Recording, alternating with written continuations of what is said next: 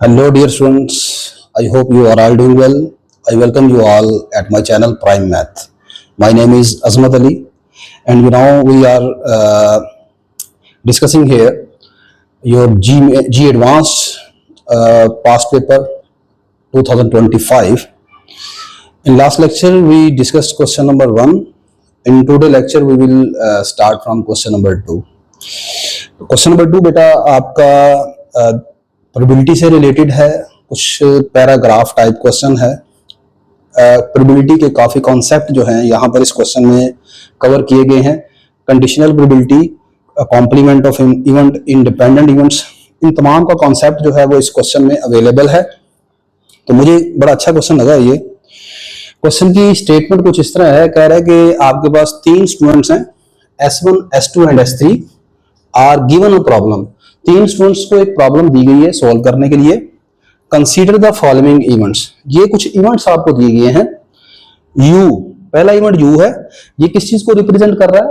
ये कह रहा है बेटा at least one of S1, S2 and S3 can solve the problem. उन तीनों में से कम से कम एक इस प्रॉब्लम को सॉल्व कर लेगा। इस चीज का नाम U है।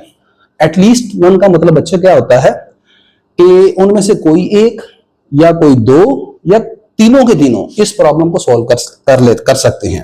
ठीक है।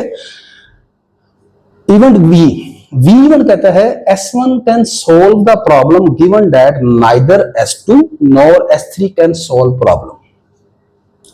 S1 इस प्रॉब्लम को सॉल्व कर लेगा अंडर द कंडीशन, यानी ये कंडीशनल प्रोबेबिलिटी है, गिवन दैट ना तो S2 ना ही S3 इस प्रॉब्लम को सॉल्व कर सकता है। W रिप्रेजेंट कर रहा है बेटा S2 can solve the problem and S3 can not solve. S2 इस प्रॉब्लम को सॉल्व कर सकता है लेकिन S3 इस प्रॉब्लम को सॉल्व नहीं कर सकता। T, S3 can solve the problem, और T जो है वो अकेला इस चीज को रिप्रेजेंट कर रहा है कि S3 इस प्रॉब्लम को सॉल्व कर सकता है। For any event E, let P of E denotes the probability of event E। अगर मतलब ये प्रोबेबिलिटी की इसने बात की है कि P of E जो है वो प्रोबेबिलिटी ऑफ इवेंट को रिप्रेजेंट कर रहा है। U की प्रोबेबिलिटी 1/2 है, V की प्रोबेबिलिटी 1/10 है, W की प्रोबेबिलिटी 1/12 है। आपने T की प्रोबेबिलिटी मालूम करनी है। ठीक है। और ये 4 कंडीशन आपको दी हुई है। सिंपल से तरीके से बेटा इसको करेंगे। ठीक है। हम सपोज कर लेते हैं मेरे पास यहां पर 3 स्टूडेंट्स हैं, S1, S2, S3। अब यहां पर तीनों इस प्रॉब्लम को सॉल्व कर लेते हैं तो उनका जो सॉल्यूशन है बेटा आप समझते हैं वो इंडिपेंडेंट होगा। ऐसा नहीं है कि आप कहें कि बेटा S1 तब सॉल्व करेगा जब S2 और S3 सॉल्व करेंगे। सही है। तो उन तीनों का जो सॉल्यूशन है बच्चों वो इंडिपेंडेंट है। हम लेट कर लेते हैं कि S1 सॉल्व द प्रॉब्लम, इस चीज की प्रोबेबिलिटी X1 है।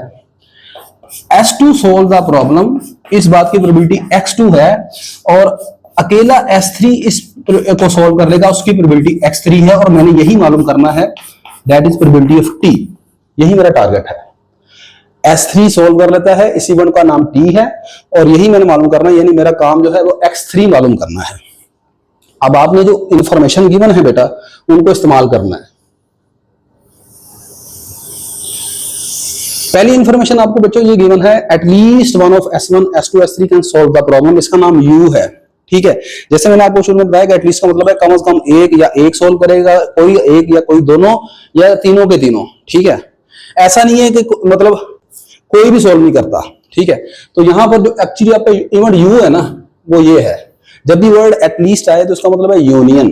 ठीक है। तो बेटा ये आएगा S1 union S2 union S3, ये मेरा U हो गया।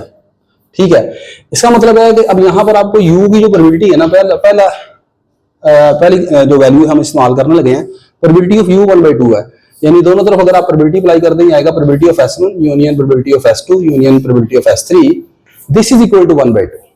ये मेरे पास आ गया इस चीज की probability of S1 union S2। ठीक है। ऐसे लिख लेते हैं। अच्छा अब देखें, अगर मैं आपसे कहूं कि U का कॉम्प्लीमेंट ले लें तो U का कॉम्प्लीमेंट आएगा दोनों तरफ लेने से S1 union S2 union S3 का कॉम्प्लीमेंट। ठीक है। अब आप इधर डिमॉर्गन लॉ से पहले इसको चेंज कर लें, ये आ जाएगा S1 complement intersection S2 complement intersection S3 complement. अब आप दोनों तरफ प्रोबेबिलिटी ले लेते हैं, probability of U complement is equal to probability of S1 complement intersection S2 complement intersection S3 complement. ठीक है, अब कॉम्प्लीमेंट की प्रोबेबिलिटी क्या होती है, इसे लिख सकते हैं 1 minus probability of U। Probability of U कितनी है, मेरे पास 1/2 है। इसका मतलब ये मेरे पास आ गया probability of S1 complement intersection S2 complement intersection S3 complement. जैसे कि मैंने आपको बताया कि यहाँ पर हमने ये सपोज किया है कि S1, S2, S3 ये तीनों स्टूडेंट्स इस प्रॉब्लम को इंडिपेंडेंटली सॉल्व करते हैं, they are independent events. In case of independent events आप जानते हैं कि ए इंटरसेक्शन की जो प्रोबेबिलिटी है इंडिपेंडेंट इवेंट्स के तौर पर, ये इस तरह आप उसको प्रोडक्ट में चेंज कर सकते हैं। ठीक है, इन केस ऑफ इंडिपेंडेंट इवेंट्स। तो ये इंडिपेंडेंट इवेंट्स हैं, तो इसको आप लिख सकते हैं बेटा probability of S1 complement into probability of S2 complement into probability of S3 complement. ठीक हो गया। अच्छा, ये आ गया 1/2। S1 कॉम्प्लीमेंट, S1 की प्रोबेबिलिटी x1 है, तो इसका कॉम्प्लीमेंट की प्रोबेबिलिटी क्या होगी, 1 माइनस x1। ठीक है, ये मेरे पास आएगा 1 माइनस x1, ये मेरे पास आएगा 1 माइनस x2 और ये बच्चों आएगा 1 माइनस x3। ठीक हो गया। इसे अब आप इक्वेशन नंबर 1 कह दें। ये पहली इंफॉर्मेशन मैंने इस्तेमाल की है अभी। सेकंड इंफॉर्मेशन बेटा मेरे पास ये है कि प्रोबेबिलिटी ऑफ V 1/10 की इक्वल है probability of V। Next probability of V 1/10। अब V है क्या, V मेरे पास ये था S1 can solve the problem given that neither S2 nor S3 can solve the problem. ये कंडीशनल प्रोबेबिलिटी है। S1 सोल्व करेगा, S1 सोल्व करेगा गिवन दैट ना तो S2 सोल्व कर सकता है नॉर ना ही S3 सोल्व कर सकता है। ठीक है, this is the condition of probability. अच्छा, अब प्रोबेबिलिटी ऑफ V मेरे पास कितनी है, प्रोबेबिलिटी ऑफ V बेटा मेरे पास 1/10 है। ठीक है, यहां पर आ गया 1/10 इक्वल टू कंडीशनल प्रोबेबिलिटी का फार्मूला इस्तेमाल करें। क्या होता है कंडीशनल प्रोबेबिलिटी का फार्मूला, आप जानते हैं कंडीशनल प्रोबेबिलिटी होती है probability of A given that B is equal to probability of A intersection B over probability of B where probability of B is positive. अच्छा, तो इसके उस फार्मूले के अकॉर्डिंग बेटा आप इसको लिख सकते हैं ऐसे, probability of S1 intersection S2 complement intersection S3 complement over probability of S2 complement S3 complement. ठीक है, अब फिर इसके ऊपर आप ऊपर नोमिनेटर में जो इंडिपेंडेंट इवेंट का कॉन्सेप्ट है वो इस्तेमाल करेंगे। तो मैं ऊपर जो नोमिनेटर है उसको ऐसे लिख सकता हूं,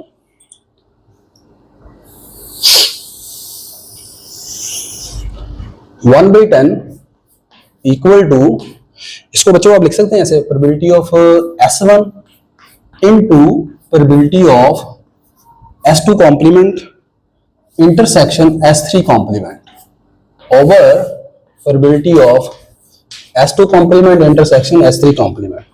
ये दोनों सेम है, ये कट जाएंगे, बाकी रह जाएगा प्रोबेबिलिटी ऑफ S1।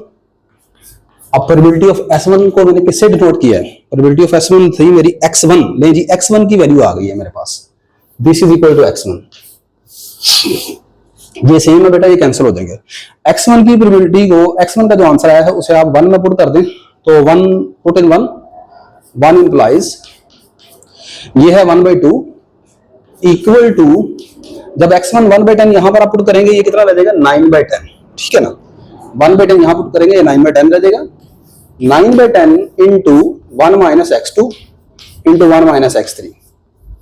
ठीक है, ये आपके पास बेटा कितना आ जाएगा 5/9। 5/9 बस क्वेश्चन खत्म होने लगा, थोड़ा रह गया, 1 minus x2 into 1 minus x3। इससे आप कहते हैं क्वेश्चन नंबर 2। देखिए मैंने कितनी इंफॉर्मेशन इस्तेमाल करनी है, 2 इंफॉर्मेशन इस्तेमाल करनी है, तीसरी इंफॉर्मेशन लास्ट रह गई है, प्रोबेबिलिटी ऑफ W। ठीक है ना, अब सारी इंफॉर्मेशन तो बेटा हमने इस्तेमाल करनी है ना। Probability of W, probability of W क्या है, W जो है वो है S2 can solve the problem and S3 can not solve. S2 solve कर सकता है लेकिन S3 सॉल्व नहीं कर सकता। ठीक है, S2 सॉल्व कर सकता है but and S3 can not solve, तो S3 का आएगा कॉम्प्लीमेंट यहां पर। ठीक है, फिर यहां पर मैंने बताया कि इंडिपेंडेंट इवेंट्स हैं, आप दोबारा इसके ऊपर प्रोबेबिलिटी ऑफ W की वैल्यू कितनी है 1/12 है, इसको आप बेटा इसमें लिख सकते हैं probability of S2 into probability of S3 का कॉम्प्लीमेंट। अब प्रोबेबिलिटी ऑफ S2 को मैंने किससे रिप्रेजेंट किया हुआ x2 से, तो इसकी जगह यहां पर आप बच्चे x2 पुट कर दोगे ये है S3 का कॉम्प्लीमेंट। S3 के कॉम्प्लीमेंट की प्रोबेबिलिटी कितनी होगी? S3 की प्रोबेबिलिटी x3 है, तो S3 के कॉम्प्लीमेंट की प्रोबेबिलिटी होगी 1 माइनस x3। ठीक है बच्चों, तो ये आएगा 1 माइनस x3। इसे आप कहते हैं क्वेश्चन नंबर 3। ले जी, क्वेश्चन नंबर 2 और क्वेश्चन नंबर 3 को लास्टली आपने डिवाइड करना है। ठीक है, डिवाइडिंग 2 एंड 3, डिवाइडिंग 2 एंड 3, 2 और 3 को डिवाइड कर लेते हैं, तो ये मेरे पास आ जाएगा। देखें, इधर है 5/9, इसको डिवाइड कर लेते हैं 1/12 के ऊपर, इक्वल टू इधर मेरे पास है 1 minus x2 into 1 minus x3 over x2 into 1 minus x3। बेन जी, ये बेटा अब आपके पास ये देखें कैंसिल हो गया, तो इधर क्या रह जाएगा? ये आएगा आपके पास 5/9 इंटू 12, और ये आ गया 1 माइनस x2 ओवर x2। इसको कैंसिल करें, ये आएगा 3 3 का 9, 3 4 का 12, ये 5 4 का 20, 20/3 is equal to 1 minus x2 over x2। इसको मल्टीप्लाई कर लें, ये आएगा बेटा 20x2 is equal to 3 minus 3x2, तो यहां से आ जाएगा 23x2 is equal to 3, x2 की वैल्यू आ गई 3/23। इस x2 की वैल्यू को आप यहां पर क्वेश्चन नंबर 3 में पुट कर दें, आपका x3 आ जाएगा, क्वेश्चन खत्म हो गया। ठीक है, इसको यहां पर पुट कर लेते हैं। इधर है 1/12 इज इक्वल टू x2 मेरा निकला है 3/23 इंटू 1 माइनस x3। ये आपके पास बन जाएगा बच्चों, मेरे पास यार जगह थोड़ी कम है बच्चों, ये 23/36 आ जाएगा, इक्वल टू 1 माइनस x3, और यहां से x3 की वैल्यू आपके पास सिंपल आएगी बेटो, x3 is equal to 1 minus 23/36 which is equal to 13/36। लें जी, क्वेश्चन को मैंने न्यूमेरिकली सॉल्व किया है, आप इसको वेन डायग्राम वगैरह से भी बनाकर सॉल्व कर सकते हैं। वो आ जाकर फिर वेन डायग्राम को दोबारा इसी तरह इंफॉर्मेशन आपने इस्तेमाल करनी है। ठीक है, मैंने जरा स्पेसिफिकली इनका नाम x1 x2 x3 रख लिया है, वहां पर वेन डायग्राम में आप उसे ABC या x1 जो भी लेट करना चाहेंगे कर सकते हैं। तो इसके अकॉर्डिंग आपका कौन सा ऑप्शन बनता है? 13/36 है, ऑप्शन ए इज करेक्ट। ठीक है, तो अगर थोड़ा सा कुछ देखने में आपको कोई प्रॉब्लम हुई है तो उसके लिए माजरत। ठीक है, मेरे पास जाहिर सी बात है डिजिटल बोर्ड नहीं है यहाँ पर, तो चलिए थोड़ा सा आप भी पेशेंटली थोड़ा सा गुजारा कर लीजिएगा। इंशाल्लाह नेक्स्ट लेक्चर में हम डिस्कस करते हैं इसका क्वेश्चन नंबर 3। तब तक के लिए मुझे इजाज़त दीजिए, अपनी दुआ में याद रखिएगा। Good bye.